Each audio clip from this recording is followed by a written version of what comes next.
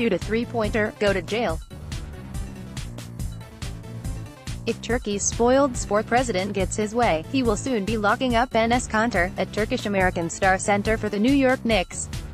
The reason for a just requested Interpol red notice arrest warrant is not Kanter's aggressive defensive style, it is his offensive speech calling President Recep Tayyip Erdoğan, among other things, the Hitler of our century. Erdoğan returned the favor and labeled Kanter a terrorist. Unlike in the United States, where public figures can't be libeled, criticism of the Turkish president is illegal. I can write that President Trump is a boob and feel pretty secure that the black helicopters won't descend on my home. Well, maybe not totally secure, as the U.S. Attorney General nominee William Barr recently told the Senate that he can conceive of instances where journalists might be arrested. In Turkey, however, Erdogan's goons make it a daily practice to intimidate individuals and their families, confiscate their property and, of course, throw them in prison. Erdogan's crimes are too big to prosecute, while Kanter's should be too absurd to pursue. But they're not. Kanter is not the only U.S. residing thorn in Erdogan's side. The aging dissident cleric, Fethullah Gulen, living remotely on a Pennsylvania farm, sends out regular messages to resist Erdogan's leadership and tactics. Gulen is a former political ally who eventually figured out Erdogan's long-term plan to usurp all power and destroy all perceived personal foes. Erdogan is making good on the threat in the practice, putting more journalists in jail than any other country, and even frog-walking an American cleric held as a prison pawn in Turkey to, unsuccessfully, exchange for Gulen. Gen.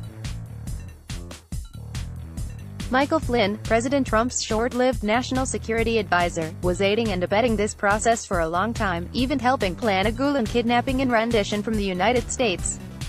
The Flin-Flon man took Erdogan's money, slowly moved the Turkish president's agenda forward, but then got caught doing dirty deeds for Russia before turning state's witness. That put a damper on any Gulen extradition. And it strengthened Kanter's voice. Thin-skinned Erdogan won't abide a challenge from anyone with a fan base, audience or political power, whether athlete, journalist or president of the United States. Just last week, Erdogan cancelled his meeting in Turkey with John Bolton to discuss protection for American allied Kurds abandoned by Trump's Syria withdrawal. While Bolton wants a regional anti-Iran coalition and guarantees Erdogan won't mow down Kurds, Kanter hopes to take down Erdogan. The NBA's soft power and global brand equity is so great that it can awaken fear even in a steely national leader. Imagine if there were a contemporary Yao Ming-level player who captured the imagination of his countrymen, but was critical of China's Communist Party or President Xi Jinping. That it would not be easy for Beijing to ignore. The NBA's global stage is that big.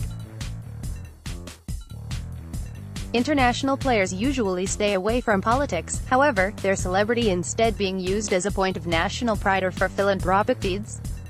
NBA star power has helped improve healthcare in Africa. Dikembe Mutombo inspires Greece. Giannis Antetokounmpo supports Argentine children. Manu Ginobili, and added to Spain's athletic recognition, Pau Gasol. My recent Bollywood night courtside visit to a Sacramento Kings v. Golden State Warriors game made obvious the growingly global nature of the game. Players and coaches come from everywhere. The hard court featured a king's crown underscored by both Chinese and Hindi character logos. The owner, Vivek Ranadive, a native of India, sat a few seats down. The team's general manager, Vlade Divac, is from Serbia. A few years back, I visited Divac at his modest Belgrade apartment in a city where he has hero status. Outside, we got stopped every few steps of the walk to his corner bakery. Divac was so popular, visible and accessible that he was regularly rumored as a potential Serbian presidential candidate. Such is the power of celebrity and the reach of the new NBA. That is the type of power that Erdogan fears. Unfortunately for Turkish minorities, there are no Kurdish basketball stars. Erdogan is a relatively tall man, but small enough and mean enough to sic his security staff on a few protesters during his short Washington, D.C. visit in 2017. And he doesn't stop at disturbing his opposition in our nation's capital. He is one of a handful of world leaders who goes toe-to-toe with Trump's administration, infiltrating it and co-opting it where he can, bullying it everywhere else.